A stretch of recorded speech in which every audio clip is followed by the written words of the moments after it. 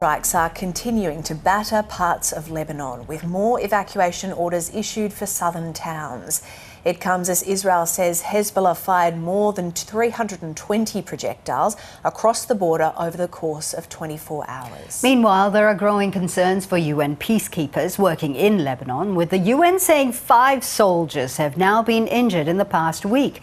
Our correspondent Natalie Whiting filed this report from Jerusalem. The death toll in Lebanon since the hostilities started has now risen to more than 2,250 people, including 5 killed in recent airstrikes.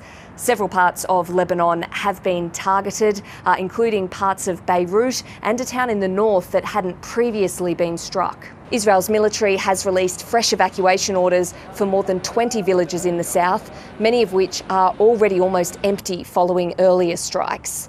Israel says the evacuations are necessary for the safety of residents because of increased activity from the Iranian-backed Hezbollah, saying the group is hiding weapons to launch attacks on Israel. People here in Israel have been marking the Jewish holiday of Yom Kippur, and the Israel military says over that period more than 320 projectiles were fired by Hezbollah towards the country.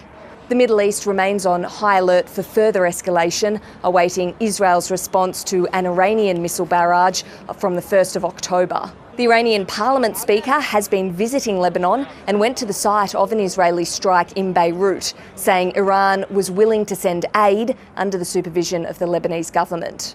I'm particularly carrying a message from the Supreme Leader for the Lebanese people, with assurances that, in these difficult conditions, the Islamic Republic of Iran shall stand with Lebanon's nation and government and the resistance in all areas. Israeli airstrikes and ground operations have also been continuing in Gaza.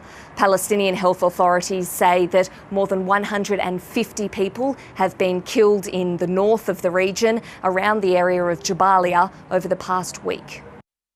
Natalie Whiting there with that report. And staying in the Middle East, the UN's World Food Programme says a major Israeli military offensive has prevented aid from reaching northern Gaza for the last 2 weeks.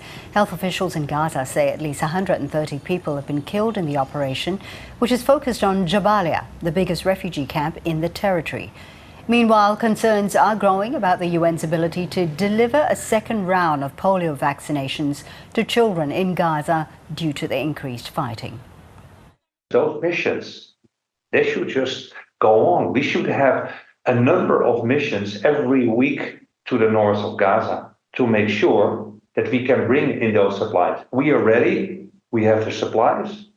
Yeah, we have the fuel, etc. So it's kind of unacceptable that we still struggle with this kind of what I call should be routine humanitarian missions by now.